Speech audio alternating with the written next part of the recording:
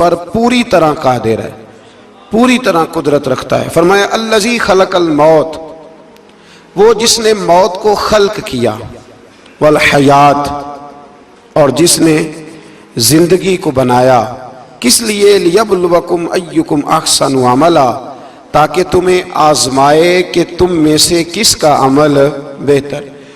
موت اور حیات، پیدا ہوتا ہے انسان، جوان ہوتا ہے، بڑا ہوتا ہے، پڑھائی کرتا ہے، کاروبار کرتا ہے، پتہ نہیں کون سے بد و جزر زندگی میں دیکھتا ہے، تو اللہ نے فرمایا اس کا ایک مقصد ہے، وہ مقصد یہ ہے کہ پتہ چلے تم میں سے اچھے عمل کون کرتا ہے۔ تو ہم یہاں عمل کرنے آئے ہیں۔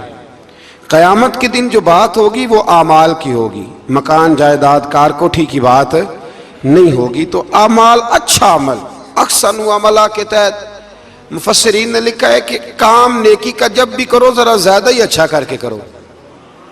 وضو کرو تو سونا کر کے کرو، نماز پڑھو تو ذرا آج گئے پڑھنی جو ہے تو اب ذرا سونی کر کے پڑھو۔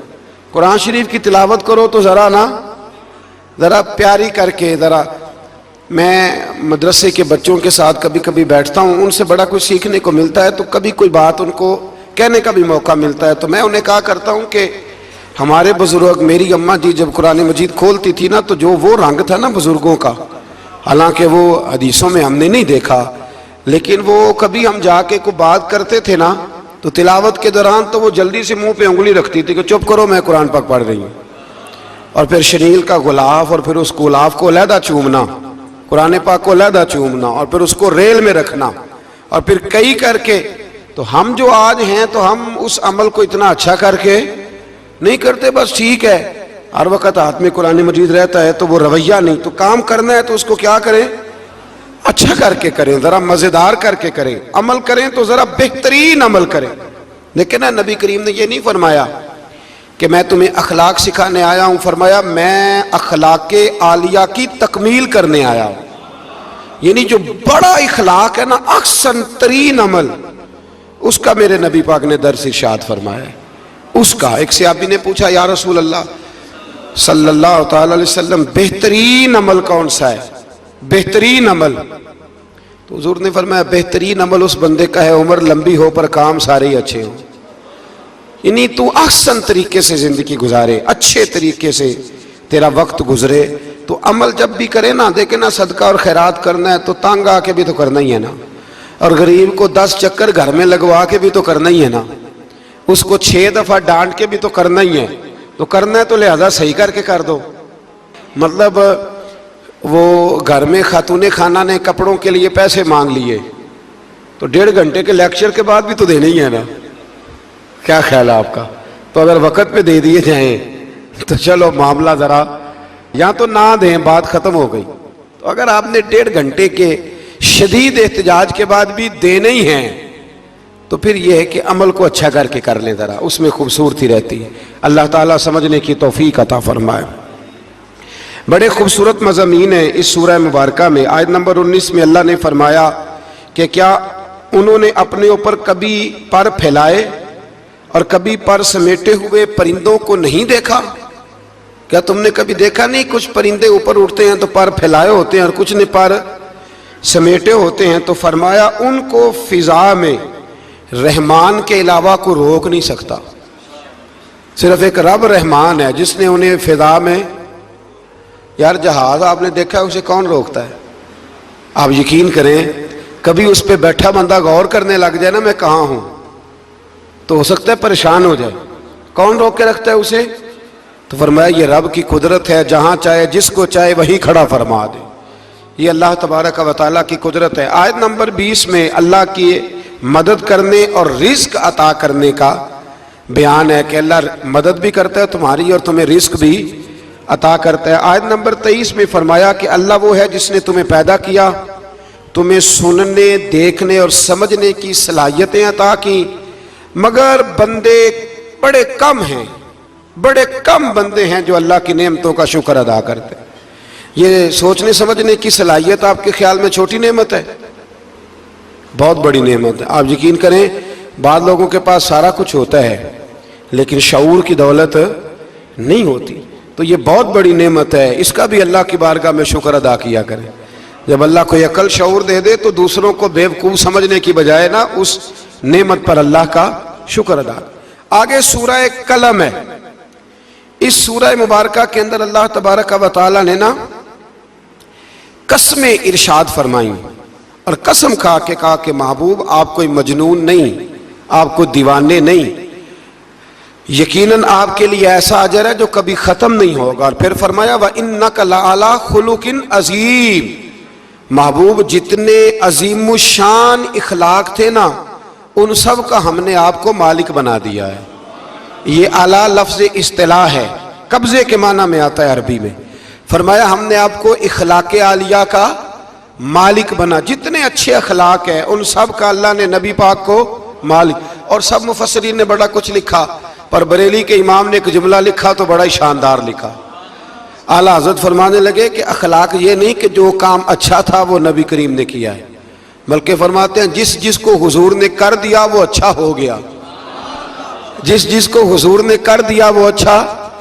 فرماتے ہیں رسول کریم کا مسکرانا بھی اچھا ہی ہے، اور کبھی دین کی مخالفوں پر ناراض ہونا بھی اچھا ہی ہے۔ نبی پاک علیہ السلام کا بدر میں تلوار اٹھانا بھی اچھا ہے، اور رسول کریم صلی اللہ تعالی علیہ وسلم کا فتح مکہ کے دن معاف کر دینا بھی، یہ سارا کچھ ہی اچھا ہے۔ بس جس کو حضور جب کرتے گئے وہ اچھا ہوتا گیا۔ اور حضرت عائشہ صدیقہ رضی اللہ تعالیٰ عنہ سے جب کسی نے پوچھا تھا کہ بتائیے نبی کریم علیہ السلام کے اخلاق عالیہ کیسے تھے، تو حضرت عائشہ صدیقہ کہنے لگی تم نے قرآن نہیں پڑھا؟ سارے اخلاق جو قرآن میں ہیں وہ سارا میرے رسول پاک کا اخلاق ہی ہے، وہ سارا میرے نبی کریم علیہ السلام کا اخلاق ہی ہے، وہ سارا اخلاق ہے رسول پاک سید عالم صلی اللہ تعالی علیہ وسلم۔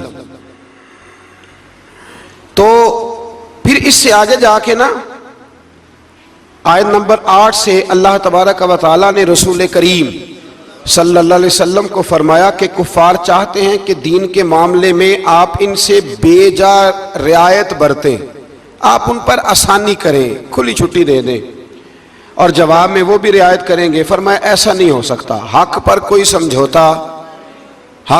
سمجھوتا نہیں ہو سکتا۔ اس کے بعد ایک دشمن رسول صلی اللہ علیہ وسلم، مفسرین نے اس کا نام ولید بن مغیرہ لکھا ہے، اس نے نبی پاک علیہ السلام کی گستاخی کی تھی، تو اللہ نے اس کے 9 کبھی باتیں قرآن میں بیان کی، بڑی باتیں ارشاد فرمائی۔ فرمایا جھوٹی قسمیں کھاتا ہے، نکتہ چینیاں کرتا ہے، سخت منع کرنے والا ہے بلائی سے اور حد سے بڑھنے والا ہے، اور آخر میں فرمایا اتلم بعد ذالک الزنیم، فرمایا یہ نہ ہے ہی بد اصل، اس کی اصل میں ہی مسئلہ ہے۔ یہ کتنی سخت بات ہے، جب نبی کریم کے بے ادب کی بات ہوتی ہے تو پھر باتیں سخت ہی ہوتی ہیں۔ یہ قرآن مجید نے سخت باتیں فرمایا کہ یہ اس کی اصل میں ہی مسئلہ ہے محبوب۔ اس نے ایک بات کی تو اللہ کریم نے 9 اس کی کبھی اوصاف بیان فرمائے۔ اس لیے اعلیٰ حضرت نے کہا تھا دشمن احمد پہ شدت کیجئے، دشمن احمد پہ شدت کیجئے، ملحدوں سے کیا مروت کیجئے، شرک ٹھہرے جس میں تعظیم حبیب، اس برے مذہب پہ لعنت کیجئے، اس برے مذہب پہ لعنت کیجئے، اور جو نہ بھولا ہم غریبوں کو رضا، ذکر اس کا اپنی عادت کیجئے۔ آگے پھر سورۃ الحاقہ، اس سورہ مبارکہ کے شروع میں قیامت کے حق اور یقینی ہونے کو بیان کیا گیا ہے، پھر قوم سمود اور قوم عاد اور فرعون پر نازل ہونے والے عذاب کا ذکر ہے۔ یہ سارے مضامین پہلے بیان ہو چکے ہیں نا جی، ماشاءاللہ تفصیل سے ہم سن چکے ہیں، قوم عاد، قوم سمود، ان سب کے بارے میں اس سورہ مبارکہ میں اللہ نے بیان فرمایا۔ اسی سورہ کی آیت نمبر 19 سے بتایا کہ قیامت میں جس کے نامہ اعمال اس کے دائیں ہاتھ میں دیا جائے گا، یہ اس کے سرخ رو ہونے کی علامت ہوگی۔ جس کے سیدھے ہاتھ میں نامہ اعمال دیا جائے گا مطلب ہوگا کہ کامیاب ہو گیا، اور وہ افتخار کے ساتھ لوگوں سے کہے گا، بڑے فخر کے ساتھ کہے گا کہ آؤ میرا نامہ اعمال پڑھو۔ اس کے برعکس جس کا نامہ اعمال اس کے بائیں ہاتھ میں دیا جائے گا، یہ اس کی رسوائی کی علامت ہوگی، اس کی رسوائی کی علامت ہوگی، اور وہ کہے گا کاش میرا نامہ اعمال دیا ہی نہ جاتا، اور موت کے ساتھ ہی میرا قصہ ہمیشہ کے لیے ختم ہو چکا ہوتا، جس کا بھی نامہ اعمال سیدھے ہاتھ میں۔ ہمارے بزرگ فرماتے ہیں کہ سیدھے ہاتھ سے لینا دینا حضور کی سنت ہے، کوشش کریں لیں بھی سیدھے ہاتھ سے، دیں بھی، کھائیں بھی سیدھے ہاتھ سے۔ فرماتے ہیں عادت ہی سیدھے ہاتھ کی بنا لو، جب قیامت میں فرشتے نامہ اعمال دینے لگے تو عادت ہی سیدھے ہاتھ کی ہو، عادت ہی سیدھے ہاتھ کی ہو، عادت، اور سیدھے ہاتھ سے لیں، سیدھے ہاتھ سے ہی دیں۔ قیامت میں جس کا نامہ اعمال سیدھے ہاتھ میں دیا جائے گا سمجھیے وہ کامیاب ہوا۔ اور جب جس بچے کی فرسٹ پوزیشن آئی ہوتی ہے نا، وہ رزلٹ کارڈ سارے محلے کو دکھاتا ہے، اور جو فیل ہو جاتا ہے وہ ابا جی کو بھی نہیں دکھاتا، وہ کہتے ہیں کہ وہ ابھی آیا نہیں، ملا نہیں۔ قیامت کے دن بھی جو کامیاب ہوں گے نا وہ دنیا کو بتائیں گے کہ اللہ نے فضل کر دیا، اور جو ناکام ہوں منہ چھپاتے پھریں گے۔ اللہ ہمیں پردہ پوشی عطا فرمائے۔ پھر آگے سورۃ المعارج ہے۔ اس سورت کے شروع میں عذاب قیامت کا ایک بار پھر بیان ہے کہ حشر کا ایک دن 50,000 سال کے برابر ہوگا، آسمان پگھلے ہوئے تانبے کی طرح ہو جائے گا، اور پہاڑ دھنی ہوئی رنگین اون کی طرح ہو جائیں گے، کوئی کسی کا پرسان حال نہ ہوگا۔ اس وقت مجرم یہ تمنا کریں گے کہ بیوی بھائی رشتہ دار، بیوی بھائی رشتہ دار اور تمام اہل زمین سب کو اپنا فدیہ دے کے اپنی جان چھڑا لیں، سب کو دھونس دے آگ میں لیکن اپنی جان چھڑا لیں۔ اس دن انسان کا یہ حال ہوگا۔ یہ جو کچھ لوگ، میں نے پہلے بھی کہا تھا کہ کچھ لوگ نا مذاق اڑاتے ہیں قیامت کے عذاب کا، قبر کے عذاب کا، یہ بات درست نہیں ہے۔ دیکھیں نا کہ اللہ تعالیٰ نے قرآن مجید کی واضح آیات میں عذاب کا ذکر فرمایا ہے۔ کیوں فرمایا ہے؟ کہ لوگ اس عذاب سے ڈرے، اس سے بچنے کے لیے تیاری کریں، یہ بیان فرمایا۔ اب یہاں لوگ مذاق اڑاتے ہیں معاذ اللہ تعالیٰ، کہتے ہیں دیکھو جی فلاں مولانا کہہ رہے تھے بچھو آئیں گے تو یہ ہوگا۔ خدا کے بندو، مولانا کون ہوتے ہیں؟ مولانا کون ہوتے ہیں یہ بات کرنے والے؟ یہ تو حدیثوں میں آئی، قرآن مجید کی آیات میں آئی۔ آپ مذاق نہیں اڑائیں بلکہ کوشش کریں کہ اللہ تبارک و تعالی ہمیں سمجھنے کی توفیق عطا فرمائے۔ پھر آیت نمبر 19 سے انسان کے کم حوصلہ ہونے، مصیبت کے وقت گھبرا جانے اور نفع پہنچنے کی صورت میں بخل کرنے کا ذکر ہے۔ فرمایا بڑے کم حوصلے والا ہے، مصیبت کے وقت گھبرا جاتا ہے، اور اگر اسے ہم نفع دیں نا تو جب نفع ملے تو چاہیے تو نا سخاوت کرتا، تو اس وقت کیا کرتا ہے؟ بخل کرتا ہے، کنجوسی کرتا ہے۔ اللہ فرما رہا ہے، نبی پاک علیہ الصلوۃ والسلام نے فرمایا یہ جو سخی ہوتا ہے نا، فرمایا یہ سخی بندوں کے دل کے قریب بھی ہوتا ہے، اللہ کے قریب بھی ہوتا ہے، اور جنت کے قریب بھی ہوتا ہے۔ اور فرمایا یہ جو بخیل ہوتا ہے نا، بخیل یہ بندوں سے بھی دور ہی ہوتا ہے، بندوں سے بھی دور ہے، جنت سے بھی دور ہے، اور اللہ تبارک و تعالیٰ کے قرب سے بھی دور ہے۔ اور حضور فرماتے ہیں جب صبح سورج طلوع ہوتا ہے تو فرشتہ دعا کرتا ہے اللہ سخی کو زیادہ عطا فرما، اور کہتا ہے یا اللہ جو کنجوسی کرے نا اس سے روک لے، اسے نہ دے، اس لیے کہ جب وہ نہیں دے رہا۔ بڑی خوبصورت مثال علامہ اسماعیل حقی نے لکھی ہے۔ آپ فرماتے ہیں کنویں سے سارا پانی ختم ہو جائے تو نیچے سے تازہ آ جاتا ہے، اور اگر پانی ختم نہ ہو اندر ہی پڑا رہے تو باسی ہو جاتا ہے۔ تو ایسا ہونا چاہیے کہ ایک دفعہ سارا پانی ختم، میں آپ کو سارا مال صدقہ کرنے کو نہیں کہہ رہا، لیکن حضرت ابوبکر صدیق نے کئی دفعہ یہ کام کیا۔ ہجرت کی رات بھی سارے پیسے ہی لے گئے، تبوک کے دن بھی سارے پیسے خرچ کر دیے، حضور نے اعلان کیا تو سارے پیسے ہی۔ مولانا حسن رضا صاحب فرمایا کرتے تھے اعلیٰ حضرت کے بھائی، بیاں ہو کس زبان سے مرتبہ صدیق اکبر کا کہ محبوب خدا محبوب ہے صدیق اکبر کا، اور لٹایا راہ حق نے گھر کئی بار اس محبت سے کہ لٹ لٹ کر حسن گھر بن گیا صدیق اکبر کا، لٹ لٹ کر حسن گھر بن گیا صدیق اکبر کا۔ تو کنجوسی سے بچنے کی کوشش کریں۔ ہاں اسلام فضول خرچی سے منع کرتا ہے، فضول خرچی نہیں کریں، لیکن جہاں خرچ کرنا ہو وہاں سے کنجوسی بھی نہ کریں۔ پھر اس سے آگے سورہ نوح کا ذکر ہے۔ اس سورہ کے شروع میں ہی نوح علیہ السلام کا اپنی قوم کی طرف مبعوث ہونے پر قوم کو اللہ کی عبادت کی دعوت دینے اور گناہ چھوڑنے کا ذکر ہے۔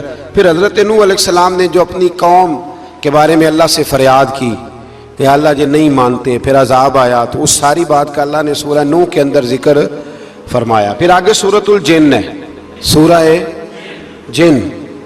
میں نے آپ کو پچھلے کچھ اسباق میں بھی بتایا تھا کہ جن نبی کریم علیہ السلام کے غلام تھے، حضور کا کلمہ پڑھتے تھے۔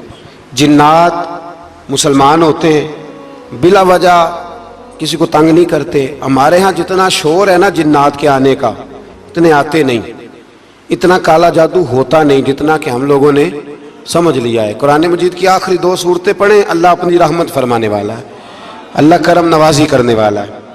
اس صورت میں اس امر کا بیان ہوا ہے کہ جنات جو تھے وہ عالم بالا میں خبروں کی سن گن کے لیے، خبریں تلاش کرنے کے لیے جایا کرتے تھے، مگر اب وہ وقت آ گیا ہے کہ عالم بالا میں ان کا داخلہ بند کر دیا گیا ہے۔ ایک وقت تھا کہ جنات خبریں سننے گننے کے لیے چلے جاتے تھے، اب ان کا داخلہ اب وہاں کی خبریں بتا سکتے، یعنی کوئی بابا جی اگر کہہ دینا کہ مجھے جن نے بتایا ہے کہ تیری اتنی روزی ہے، اتنی باندھ ہے، تب تو مر جائے گا، تو یہ بات اس لیے درست نہیں کہ اب جنوں کا وہاں جانا ویسے ہی بند ہو گیا۔ تو اب بابا جی تو آپ کو پتہ ہے نا، یہ بھی کہہ دیتے ہیں اللہ ماشاءاللہ کہ وہ چیزیں پیسے مانگتی ہیں، یعنی بڑی بڑی عجیب فلسفے کے ساتھ نا وہ چیزیں پیسے مانگتی ہیں۔ تو میں نے کہا مطلب چیزوں کا پیسے مانگنا تو سمجھ میں نہیں آتا، یا پھر کوئی ایسی بات بتا دی جاتی ہے کہ جس سے وہ پیسے دینے والا ماحول بن جاتا ہے۔ تو فرمایا اب ان کا وہاں جانا بند ہے، اور جو بھی جاتا ہے محافظ ان کا راستہ روک لیتے ہیں، اور آگ کے گولے ان پر برسائے جاتے ہیں اگر آسمانوں پر جانے کی جن کوشش کریں۔ جنات نے مشورہ کیا کہ پورے روئے زمین کا جائزہ لے کے دیکھیں آخر یہ سارا منزل کیوں تبدیل ہو گیا، تو ضرور کوئی بڑی تبدیلی آئی ہے۔ حضرت ابن عباس رضی اللہ تعالیٰ عنہ نے بیان کیا کہ ان کی ایک جماعت مکے کی طرف گئی، اور وہاں نبی پاک علیہ السلام عکاظ کے بازار میں اپنے اصحاب کو صبح کی نماز پڑھا رہے تھے۔ انہوں نے یہ قرآن سنا، اور پھر جن جا کے دوسروں کو کہنے لگے کہ ایسا قرآن سن کے آئے ہیں کہ جیسا کبھی نہیں سنا۔ تو آؤ پھر محبوب کریم کی بارگاہ میں چلتے ہیں، خود بھی مسلمان ہوئے اور اپنی قوم کو بھی اسلام کی دعوت دی۔ اس کی آیت نمبر 26 میں اللہ تبارک و تعالیٰ نے فرمایا، یہ سورہ جن جو ہے نا، اس کی آیت نمبر 26، اللہ کریم نے ارشاد فرمایا عالم الغیب فلا یظہر علی غیبہ احدا، فرمایا غیب کا جاننے والا اپنے غیب پر کسی کو مطلع نہیں کرتا، غیب کا جاننے والا آگاہ نہیں کرتا اپنے غیب پر کسی کو بھی۔ آگے فرمایا الا من ارتضی من رسول، لیکن اپنے رسولوں میں سے جس کو پسند کرتا ہے اس کام کے لیے چن لیتا ہے۔ کسی عام بندے کو غیب پر مطلع، یہ آیت نمبر 26 میں نے کتنی دفعہ یاد کرائی آپ کو؟ تو بھئی عقائد جو ہوتے ہیں وہ جب سے ہم قرآن مجید پڑھ رہے ہیں جگہ جگہ عقائد آئے ہیں اہل سنت کے، جگہ جگہ آئے، تو آپ سمجھیں نا کہ یہ عقیدہ جو ہوتا ہے یہ شعر سے ثابت نہیں ہوتا، یہ قرآن حدیث سے ثابت ہوتا ہے۔ شعر تو ایک ذوق کا نام ہے۔ تو فرمایا عام آدمی کو اللہ غیب پر اطلاع نہیں دیتا، پر اپنے رسولوں میں سے جس کو چاہتا ہے اس کام کے لیے چن لیتا ہے۔ تو بتائیے نبی پاک سے بڑھ کے بھی اللہ کسی کو چاہتا ہے؟ حضور نے فرمایا خبردار ہو جاؤ، اس نے مجھے اپنا محبوب بنایا ہے، الا وانا حبیب اللہ، خبردار میں اللہ کا حبیب بن کے آیا ہوں۔ تو علم غیب اللہ نے اپنے رسول کو دیا، اور اس کی برکت سے نبی کریم علیہ السلام نے دین کا بہت سارا کام کیا۔ حبیب کریم علیہ السلام نے بہت ساری باتیں، اور بہت سارے ایسے لوگ ہیں جو صرف حضور کا غیب دیکھ کے ایمان لائے، یعنی ایمان ہی غیب دیکھ کے لائے۔ خود حضرت عباس نبی کریم کے چچا، وہ جب بدر کے لیے آنے لگے نا، وہ آنا اس وقت بھی نہیں چاہ رہے تھے، پر قبیلے اور برادری نے مجبور کر کے انہیں ساتھ تیار کیا۔ وہ آئے نا تو جو گھر میں سونا پڑا تھا نا وہ ایک جگہ پہ چھوڑ آئے، اپنی بیوی کو کہنے لگے کہ میں آ گیا تو نکال لوں گا، اور اگر میں قتل کر دیا گیا تو تو نا نکال کے بچوں پہ خرچ کر دینا۔ تو نبی پاک علیہ السلام کے پاس جب یہ قیدی ہو کے آئے تو حضور نے فرمایا چچا فدیہ دو، اتنے پیسے دو چلے جاؤ۔ تو کہنے لگے میرے پاس تو شے ہی کوئی نہیں۔ وہ جو 15 دن عمرے والے وہاں رہتے ہیں نا، وہ 2.5 من کی شاپنگ کر لیتے ہیں، اور جب کسٹم والا کہتا ہے پیسے دو تو تازہ عمرہ کیا ہوتا ہے، کہتے شے ہی کوئی نہیں۔ یہ ظلم ہے، تازہ عمرہ کیا ابھی آئے ہیں، ہاں جی۔ تو مطلب اتنی وہ خستہ حالی ہو جاتی ہے. یہ میں پریکٹیکل بتا رہا ہوں اللہ کے فضل سے. ایک سے میں نے کہا تو مجھ سے لے لے, کہتا چپ کرو تسی کو بچ بول دے ہو. میں نے کہا مجھ سے لے لو دے دینا, کہتا تو چھڈو. بھائی چھوڑیں, آپ کیوں غلط بات کرتے ہیں. تو بہت سارے بندے ہوتے ہیں جو کہتے ہیں شے ہی کوئی نہیں, بالکل کوئی شے نہیں. ہاں کوئی پلاٹ سستا بک رہا ہو تو پیسے نکل آتے ہیں, پھر کہتے ہیں میں پھڑے نہیں کسی کو لو. بھائی کو کھا جائے گا, چلے ٹھیک ہے آپ چھپائیں اپنی دولت کو, لیکن ان لفظوں کے ساتھ ناشکری کرنا کہ شے ہی کوئی نہیں, یہ معاملہ درست ہے. تو حضرت عباس نے بھی نا نبی کریم کی بارگاہ میں عرض کیا, حضور کوئی شے نہیں, کہاں سے دوں؟ تو حضور مسکرائے. حضور نے فرمایا چاچا جب گھر سے نکلنے لگے تھے تو وہ اکیلے میں میری چچی کو بلا کے جو پیسے دے کے آئے تھے, اور وہ اس کو کہہ کے آئے تھے کہ میں آ گیا تو میں تمہیں بتاؤں گا کیا کرنا ہے, نہ آیا تو پھر نکال کے بچوں پہ خرچ کر دینا. یہ سن کر حضرت عباس پہ راشا ہوا طاری. یہ سن کر حضرت حفیظ جلندری کہتے ہیں یہ سن کر حضرت عباس پہ راشا ہوا طاری کہ پیغمبر تو رکھتا ہے دلوں کی بھی خبرداری. خیال آیا مسلمان نیک و بد پہچان جاتے ہیں اور محمد آدمی کے دل کی باتیں جان جاتے ہیں. محمد آدمی کے دل کی باتیں جان جاتے ہیں, اور کوئی غیب تم سے نہا ہو بھلا جب خدا ہی نہ چھپا رہا. تم پر کروڑوں درود و سلام جب خدا ہی نہ چھپا رہا. کتنی عجیب بات ہے. یہاں بھی لوگ ترازو لے کے بیٹھے ہیں. اقبال سے کسی نے کہا کہ دو علماء کی بحث ہے, کہتا ہے حضور کو غیب نہیں, دوسرا کہتا ہے آؤ چلیں. تو اقبال کہنے لگے مجھے شرم نہ آئے گی میں وہاں چلا جاؤں جہاں لوگ میرے نبی کا علم تولنے کے لیے ترازو لے کے بیٹھے ہیں, حضور کا علم تول رہے ہو. اقبال کہنے لگے میرے نبی کے تو غلاموں کا علم نہیں تولا جا سکتا, تم حضور کے علم کی بات کرتے ہو. یہ تھوڑا سوچ سمجھ کے بات کرنی چاہیے. اور نص قطعی ہے قرآن پاک کی. ایک دن سجا لیا تھا میرے نبی پاک نے ممبر, فرمایا پوچھ لو پھر جو پوچھنا ہے پوچھو. تو حضرت عمر جیسے لوگ اٹھ کے کھڑے ہو گئے, کہا یا رسول اللہ ہم اللہ کے رب ہونے پہ راضی ہیں, آپ کے رسول ہونے پہ راضی ہیں, اسلام کے دین ہونے پہ حضور ہم بڑے راضی ہیں, ہم بڑے راضی. اس لیے یہ تو ایسا مسئلہ ہے کہ اس مسئلے کو دیکھ دیکھ کے لوگ مسلمان ہوئے. تو حضرت عباس کو جب حضور نے ساری بات بتائی نا تو حضرت عباس کہنے لگے فدیہ مرضی کا لے لینا پر پہلے مجھے کلمہ پڑھاؤ. کہا کیوں؟ فرمایا مجھے سمجھ آ گئی ہے, وہ بات میرے اور میری بیوی کے علاوہ کسی کو پتہ ہی نہیں, اگر آپ کو پتہ چلی ہے تو یقیناً آپ کو کوئی بتانے والا ہے, تو وہ جو آپ کو بتانے والا ہے نا وہی رب العالمین ہے. تو حضور کا تو غیب دیکھ کے دنیا کلمہ پڑھ جاتی تھی. اس پر بڑی تفصیل سے میں نے ایک دفعہ بات کی تھی, موقع ملا تو وہ ساری روایات ایک جگہ کسی وقت جمع کریں گے انشاءاللہ تعالی, اور آپ کو عرض کریں گے کہ وہ کیا خوبصورت ماجرا ہے. اور اب تو الحمدللہ ایک اور آسانی بھی ہو گئی ہے. میری باتیں کوئی اس قابل تو نہیں تھی, لیکن چونکہ اللہ رسول کے فرامین تھے تو ایک دوست نے لکھنی شروع کر دی, انشاءاللہ جلدی چھاپ بھی جائیں گی. تو عرض کرنے کا مقصد یہ ہے کہ یہ چیزیں آئیں گی اور آپ کو بتائیں گے کہ اللہ نے اپنے محبوب کریم کو کس طرح غیب کے خزانوں کی کنجیاں عطا فرمائی ہوئی. تو اس سے آگے پھر سورہ مزمل شروع ہوتی ہے. سبحان اللہ.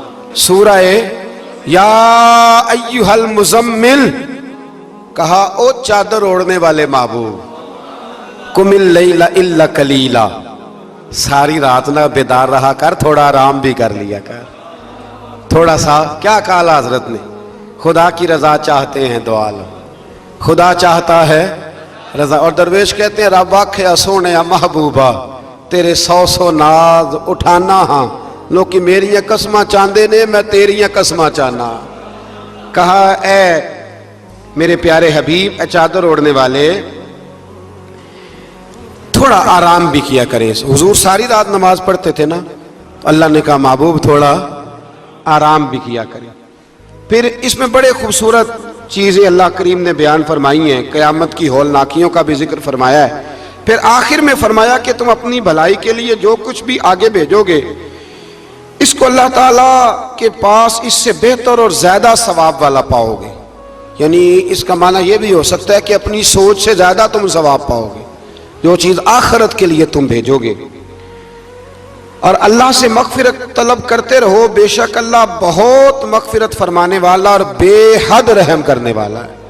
پھر اس سے آگے سورہ مدثر ہے, مزمل کے فوراً بعد سورہ मुदस्सर, इस सूरह मुबारक में बड़ा खूबसूरत अंदाज है। या अय्युहल मुदस्सर, ए चादर ओढ़ने वाले, कुम फअंज़िर, उठिए और लोगों को डराइए। उठिए, आप पैगाम दीजिए, उठिए लोगों को डराइए। उठ बांध कमर क्यों डरता है, फिर देख खुदा क्या करता है। आप उठिए। इस सूरत में अल्लाह ताला ने आपको शान महबूबी के साथ खिताब करते हुए फरमाया है, चादर ओढ़ने वाले उठिए और लोगों को अल्लाह के अजाब से डराइए और अपने रब की किबरियाई का ऐलान फरमाइए। बताइए कि आपका रब कितना बड़ा है। आयत नंबर 42 में फरमाया, जहन्नमियों से पूछा जाएगा तुम्हारे जहन्नम में जाने का सबब क्या बना। ये सूरह मुदस्सर की आयत नंबर 42, 42, चलो बता लिया आखिरी ने, आयत नंबर 42। जहन्नमियों से पूछा जाएगा जहन्नम में आए हो तो सबब क्या बना।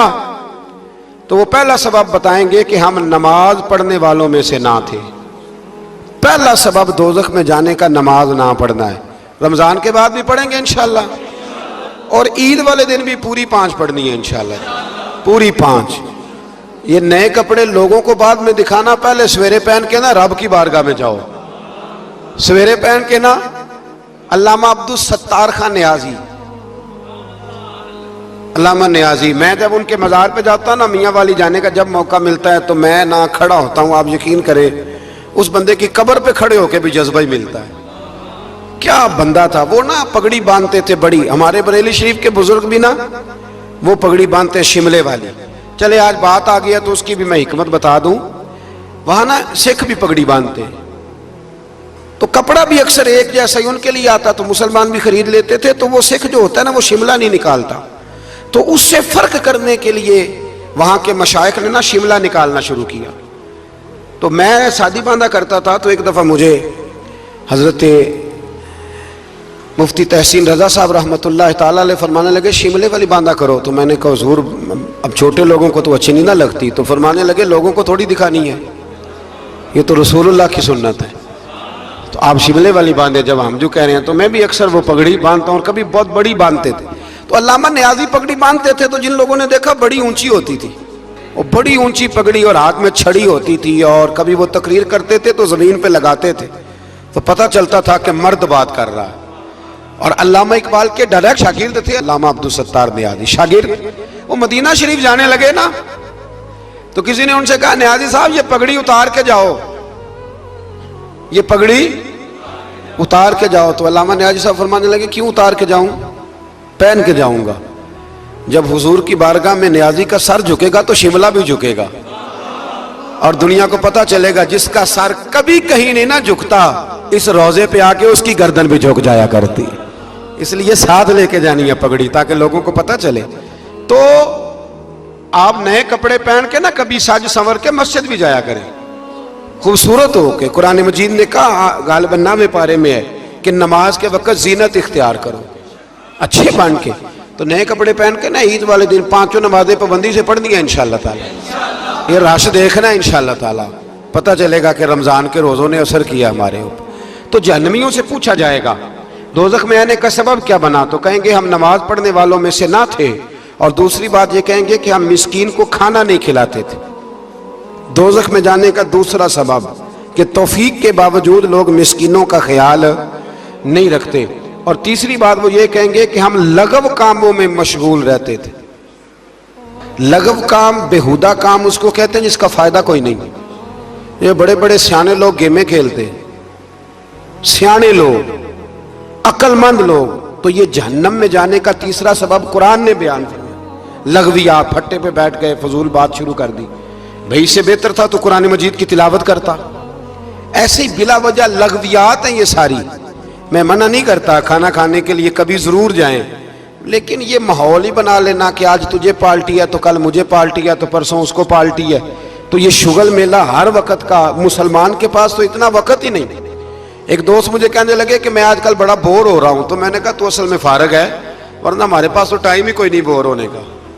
बंदा मतलब को फुर्सत मिले तो बोर हो ना, पता नहीं कहां से लोग टाइम निकाल लेते, अब बोर भी हो लेते। तो आप फारिग लगवियात से बचे। लगव काम करना जहन्नुम में जाने का तीसरा सबब है। ये कुरान मजीद ने इस सूरह मुबारका की आयत नंबर 42 में इरशाद फरमाया। اور چوتھے نمبر پر کہیں گے ہم قیامت کے دن کو جھٹلاتے تھے کہ موت ہمارے سر پہ آ گئی۔ یہ 4 کام ہیں جو جہنم میں جانے کا سبب بنیں گے۔ نماز نہ پڑھنا، پہلا کام مسکین کو کھانا نہ کھلانا، اور تیسرا لغو اور فضول کاموں میں مشغول رہنا، بالکل کوئی فائدہ ہی نہیں وہ کام کرتے رہنا، بالکل بے معنی بے مقصد کام کرنا۔ اور چوتھے نمبر پہ کہیں گے کہ ہم قیامت کے دن کو، آج بھی کچھ لوگ کہہ دیتے ہیں کہ مریں گے تو دیکھی جائے گی، مثلا کیا دیکھ لیں گے آپ؟ اتنی بڑی جرت، اتنی بڑی، اللہ تعالی ہمیں سمجھنے کی توفیق عطا فرمائے۔ سورۃ القیامہ شروع ہو جاتی ہے جی اس سے آگے۔ اس سورہ مبارکہ کے اندر اللہ تبارک و تعالی نے ان لوگوں کے بارے میں جو آخرت کے منکر ہیں، اللہ تعالیٰ نے قسم ذکر فرما کے ارشاد فرمایا، کیا انسان نے یہ گمان کر رکھا ہے کہ ہم مرنے کے بعد اس کی ہڈیوں کو جمع نہیں کریں گے؟ کیوں نہیں؟ ہم اس بات پر قادر ہیں کہ ان کی انگلیوں کے پورے جیسے پہلے تھے ویسے ہی بنا دیں گے، یعنی انگلیاں تک تمہاری جمع کر لی جائیں گی، انگلیاں تک۔ قیامت کے دن تمہیں کسی کی قبر کھلی تو اس کو دیکھا کہ ہڈیوں کا پنجر بن گیا، لیکن اللہ اسے بھی قیامت میں جمع فرمائے گا دوبارہ سے۔ اور وہ مثال میں 3 4 پارے میں دے چکا ہوں، جب حضرت ابراہیم علیہ السلام نے جانوروں کا، پرندوں کا قیمہ کر کے رکھا تھا اور کہا پکاریے، تو وہ سارے اپنے پروں پر دوڑتے ہوئے حاضر ہو گئے تھے۔ آگے سورہ دہر شروع ہوتی ہے، سورہ دہر، یہ 29واں پارہ ہے، اور اس میں صورتیں اگرچہ چھوٹی چھوٹی ہیں پر کیا بات ہے سب صورتوں کی۔ ہر سورہ مبارکہ بڑی اپنے اندر امتیازی شان رکھتی ہے۔ سورہ دہر میں فرمایا حل اتا علی الانسان حین من الدہر لم یکن شیئا مذکورا، فرمایا بے شک گزرا ہے انسان پر زمانہ ایک ایسا کہ جب وہ کوئی قابل ذکر چیز نہیں تھا۔ ایک وقت تھا کہ جب کوئی اس کا ذکر تھا کہ نہیں، وہ وقت بھی جب نہ نام تھا نہ ولدیت تھی۔ پھر دنیا میں آ کے لوگ سمجھتے ہیں کہ میں اٹھتا ہوں تو زمانہ اٹھتا ہے، میں بیٹھتا ہوں تو زمانہ میری وجہ سے نظام چلتا ہے۔ تو اللہ فرماتے ہیں حین من الدہر لم یکن شیئا مذکورا، تیرا تو ذکر ہی کوئی نہیں تھا، تو جانتا ہی کوئی نہیں تھا، یہ تو رب نے تجھے پیدا کیا ہے۔ اب تو سمجھتا ہے کہ میں کوئی چیز ہوں۔ بڑے بڑے لوگوں کی قبروں پہ جاؤ، کوئی پوچھنے والا نہیں، کوئی نہیں۔ وہ جو کہہ دیتے تھے تو قانون بنتا تھا، قانون جن کے سائن کرنے سے لوگ پھانسی سے بچ بھی جاتے تھے اور پھانسی لگ بھی جاتے تھے۔ آج ان کا جاننے پہچاننے والا کوئی نہیں، تو انسان نا بھول جاتا ہے۔ ایک دور وہ بھی ہوتا ہے جب بس میں بیٹھنے کو جگہ کوئی نہیں دیتا، اور ایک دور وہ بھی ہوتا ہے کہ درجنوں کاریں لے کے لوگ گلیوں میں کھڑے ہوتے ہیں۔ انسان کو سارے وقت یاد رکھنے چاہیے، اسے بھولنا۔ حضور علیہ السلام اکثر فرمایا کرتے تھے کہ میں تو اس ماں کا بیٹا ہوں جو گوشت کے خشک ٹکڑے کھا کے بھی گزارا کر لیتی تھی، گوشت کے خشک ٹکڑے کھا کے بھی گزارا کر لیتی تھی۔ اور حضرت عمر فاروق کی زبان پر یہ جملہ ساری عمر رہا کہ میں اونٹ چرانے والے کا بیٹا ہوں، یعنی ساری زندگی رہا۔ لوگ بھول جاتے۔ محمود غزنوی نے ایاز کو بڑا نوازا، لوگوں نے شکایت کی کہ ایاز تو آپ سے تحفے لے لے کے تو جنگل میں جمع کر رہا ہے دولت۔ محمود کہنے لگے تمہیں کیسے پتا؟ کہنے لگے عصر کے بعد کہاں جاتا ہے روز، پتا ہے؟ لگا نہیں، تو کہا پھر آپ کو آج تک یہ نہیں پتا کہ عصر؟ محمود کہنے لگے واقعی یار اس نے کبھی بتایا نہیں عصر کے بعد کہاں ہوتا ہے۔ عصر کی نماز پڑھ کے محمود ایاز کے پیچھے پیچھے گئے تو جنگل میں جا کے نا ایک جھونپڑی اندر سے کنڈی لگا لی، سپاہی ساتھ تھے۔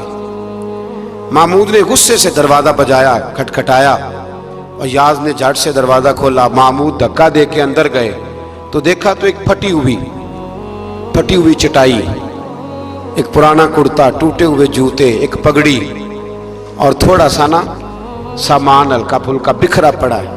یہ کیا ہے؟ کیوں آتے ہو یہاں؟ بتایا کیوں نہیں؟ تو ایاز کہنے لگے بادشاہ میں یہاں نا روزانہ اپنی اوقات یاد کرنے آتا۔ کیا مطلب؟ کہنے لگے جب میں تیرے پاس آیا تھا تو یہ والا میں نے پہنا ہوا تھا لباس، یہ میرے گھر کی کل مالیت تھی، تو بادشاہ ہے، آج اگر تو ناراض ہو جائے تو کون پوچھ سکتا ہے؟ میں روز آ کے اپنی اوقات یاد کرتا ہوں کہ دوبارہ اگر یہاں آنا پڑے تو مجھے مشکل نہ ہو۔ ملا رومی سے کسی نے کہا تھا خشیت کیا ہوتی ہے؟ تو آپ فرمانے لگے ایک مانگنے والی سے ایک بادشاہ نے نکاح کر لیا تھا، مانگتی تھی، بادشاہ کو پسند آ گئی، شادی ہو گئی، تو سارا دن روتی تھی، سارا دن روتی تھی۔